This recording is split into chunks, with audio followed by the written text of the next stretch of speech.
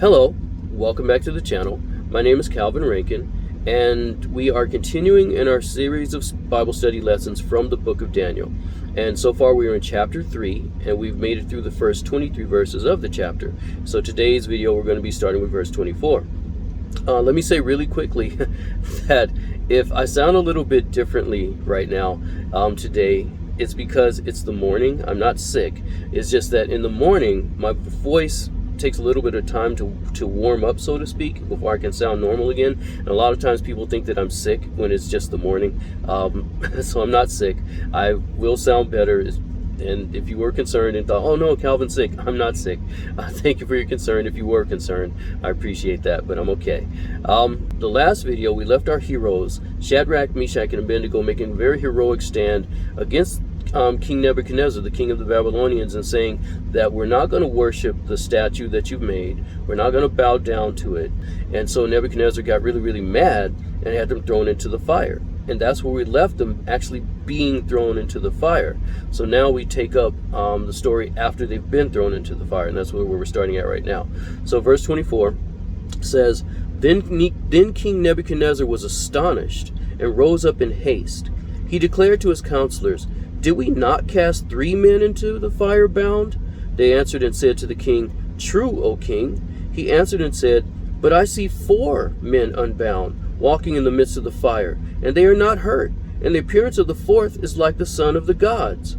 Then Nebuchadnezzar came near to the door of the burning fiery furnace. He declared, Shadrach, Meshach, and Abednego, servants of the Most High God, come out and come here.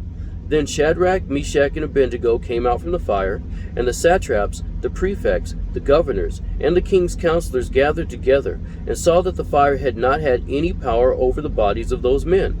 The hair of their heads was not singed, their cloaks were not harmed, and no smell of fire had come upon them. Okay, so I'll stop right there at the end of verse 27. So basically, just really quickly to summarize what we just read, in case you weren't able to quite understand everything, is, like I said, Nebuchadnezzar had Shadrach, Meshach, and Abednego thrown into the fire to be burned alive because they were stubborn against him and they wouldn't worship his statue, and he was mad. And so they'd been thrown into the fire, but then Nebuchadnezzar sees that, okay, they threw 3 men in, Shadrach, Meshach, and Abednego, but he sees in the fire 4 men walking around. And Shadrach, Meshach, and Abednego, when they had been thrown into the fire, they were bound up with ropes, which we talked about. Well, not ropes, but they were bound up with things that had their hands and their legs tied, which we talked about in the last video at length. So we understood that they were thrown in with their fire. They had all their clothes on, but he sees Shadrach, Meshach, and Abednego, and this 4th person walking around in the fire, unbound. Their hands are loose. Their feet are loose, and they're just walking around like there's nothing going on. They're with this 4th person, whoever this 4th person is. So he's astonished because, one, they're walking around, they're talking, they're acting like nothing's going on, even though they're in the middle of the fire. And also there's this 4th person. He says this 4th person is like one of the gods. And so then he calls all of his people around and says, Hey, didn't we throw 3 people in there? And they're like, Yeah, we did, King. And he said, But I see 4. And then he goes to the front of the furnace, and he calls Shadrach, Meshach, and Abednego out, and they come out, and everybody gathers around. All Nebuchadnezzar, all of his governors and officials, they gather around Shadrach, Meshach, and Abednego, and they're astonished because not only are they not burned, there's no burn marks on their skin. There's nothing. Their hair is in place. There's no problem. Their clothes are not burned up. Everything's okay. But not only are they not burned up, they're smelling these guys, and they don't even smell smoke on these guys. So they're completely untouched by the fire. The 4th person, whoever that was, doesn't come out of the fire. Apparently just disappears. And everybody agrees that the 4th person was God. God met them in the fire. However God got there, whether he was already in the fire waiting for them, whether he got there after they got there, but he met them in the fire and he preserved them. So that's basically what we just read. Now, the thing that I love about this story and about this part of the story, and I think everybody who knows the story loves this part too, is the fact that these 3 guys, Shadrach, Meshach, and Abednego, were thrown into the fire. They didn't get hurt. They didn't get burned. God met them in the middle of the fire, preserved them through the fire, and when they came out of the fire, there was no marks on them whatsoever to tell that they'd even been in the fire. And one of the things that I love about that is because God makes a promise in Isaiah chapter 43, verse 2. He says that when you go through the fire, I will be with you, and the fire will not burn you, nor will it set you ablaze. That's the ESV version. The King James version says, nor will it kindle upon you. Setting ablaze is one thing. It's like, oh, you're not going to be completely burned up. You're not just going to go up in smoke, poof. But to kindle, the way the King James version puts it, and both these versions are okay. I'm not saying one is better than the other. I like them both. The kindle means that not only will you not be burned up, but to kindle a fire means to start the fire. It means it's not going to even start on you. It's not going to even begin to burn you.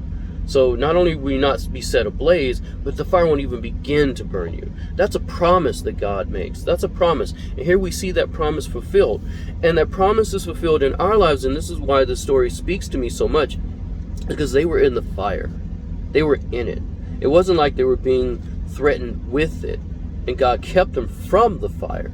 No, they were in the fire, and God kept them from the fire.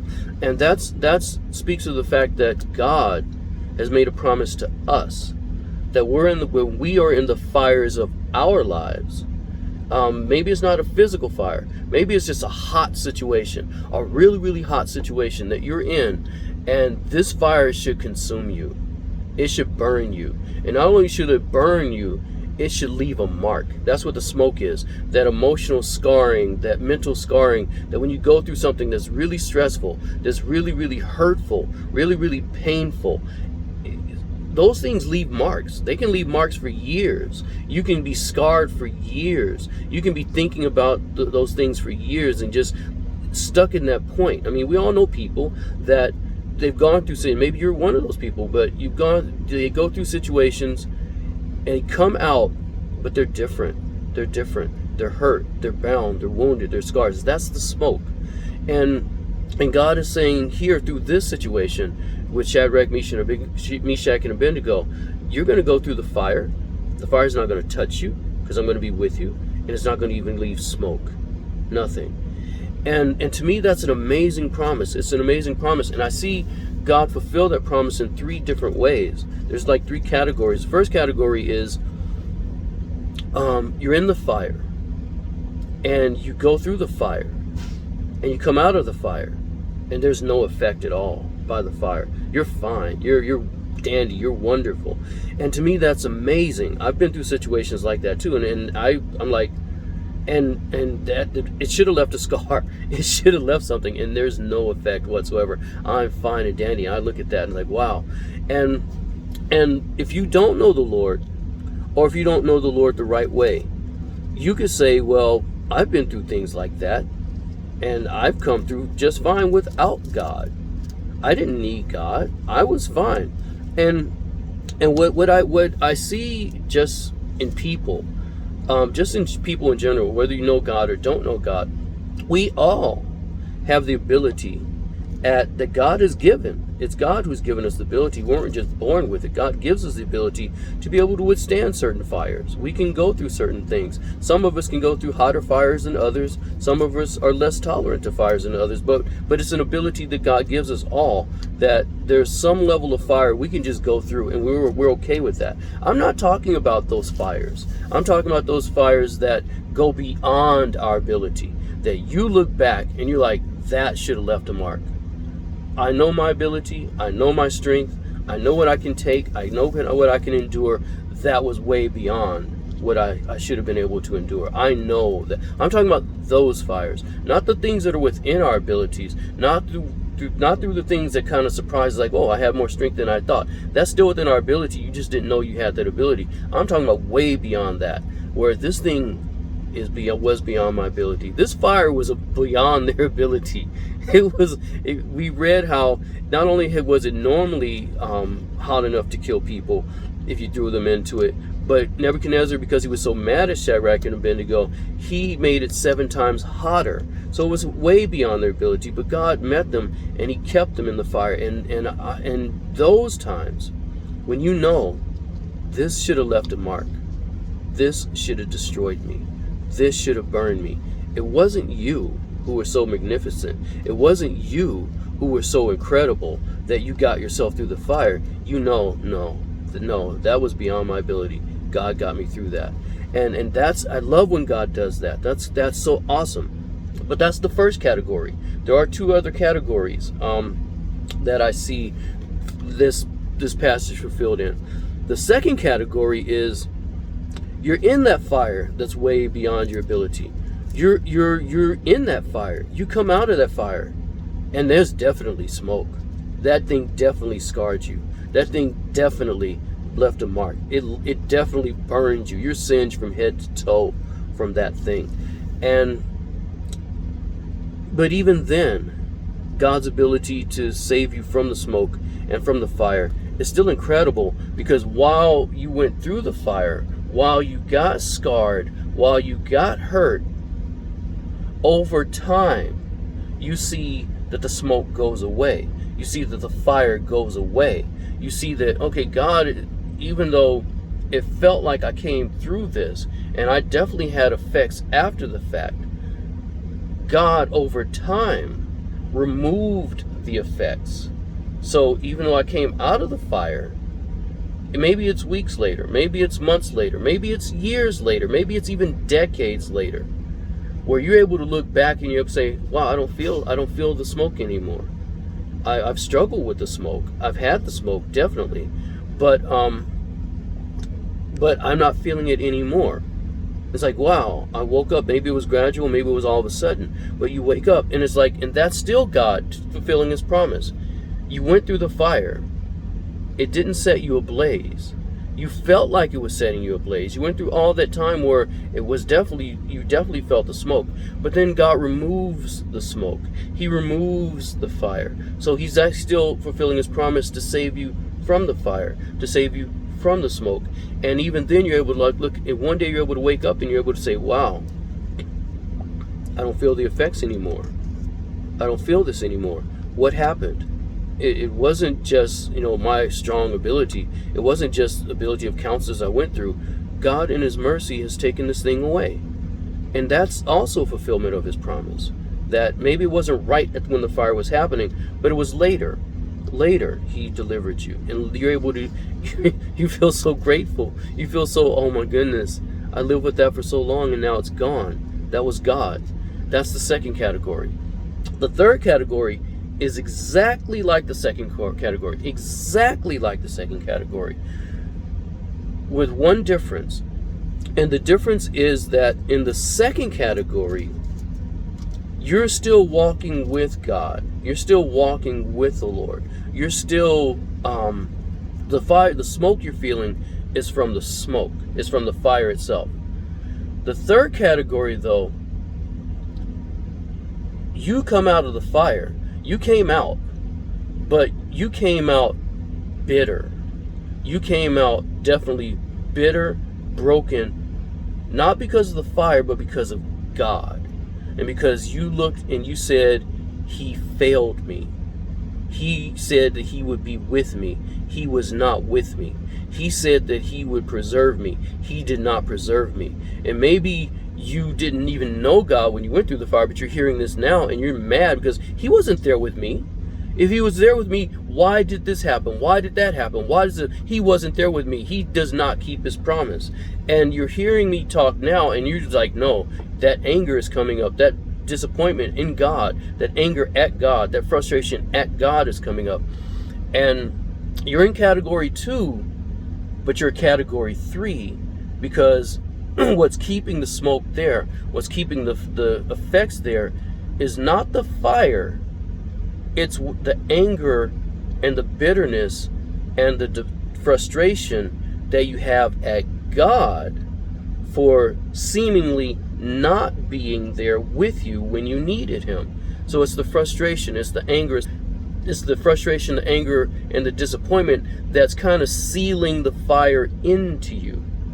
And so you're like, he wasn't there. He definitely wasn't there. He didn't help me. He doesn't care about me. You're saying this, but it's not true. And if you're in category 3, again, it's the anger at God. It's the disappointment at God. It's the not understanding why God wasn't there when he said he was going to be there. That's what's keeping the smoke there. God wants to relieve you of that smoke too. But you have to realize something. The anger, the bitterness, the frustration is there because you thought God wasn't there. But he was there. He was there. You thought you were alone, but you weren't. You thought you were the only, you thought you only got through that because you got yourself through it. You waited for God. He didn't show up. You figured, okay, I need to get myself through this. You got yourself through it. It was hard. It was difficult. And now you're mad because you had to get yourself through it. And it's not the case. There's a beautiful, beautiful, beautiful prayer. Well, it's a poem, but it's called a prayer. It's a poem, and it's very famous. And maybe you know it. And if you know it, I'm going to remind you of it. And maybe you don't know it. And if you don't know it, I'll let you know. And I'm not going to say the whole poem because I can't say it word for word. But it's called the Footprints Prayer. It's called the Footprints Prayer. If you want to see the thing in its whole entirety, you can Google or YouTube it, and you just Google Footprints Prayer. You'll see it. It's a beautiful prayer. And what it is a person saying about a dream that they had and how they were walking with God through their life on the beach, on the shore. And they noticed that as they were watching the dream, that there were always 2 sets of footprints. There was God's and there was theirs as they walked along the shore. And then they noticed, though, there were times in their life where there was only 1 set of footprints, only one, that the second one had disappeared. And they noticed that whenever there were only 1 set of footprints and not 2, it was always through the most difficult times of their life. That it was through the hardest times of their life. That it was the most sorrowful and bitterest times of their life. And they looked at that and they started to really get sad and angry. And they asked the Lord, why? Why is it that during the hardest times of my life, through the most difficult times of my life, you left me? You said you would always take care of me. You said you'd always be there, but you left me. Because look, there's only 1 set of footprints. It was just me. And then God responds in the prayer and says, my child, I would never, ever, ever leave you. I love you too much. I care for you. I would never leave you. At the time when you saw 1 set of footprints, it was because it was during those times that I picked you up and carried you. It was my set of footprints, not yours, that you were seeing as I carried you through the hard times. And that's exactly what a category 3 is. A category 3 is you're hurt, you're bitter, just like the person in the Footprints Prayer, because you look back and you saw there was only 1 set of footprints. It was just me. God left me. And it wasn't. God was in the fire with you. He was carrying you through the fire. You thought it was you who got you through the fire. It wasn't. It was God who got you through. He carried you through. He loved you through.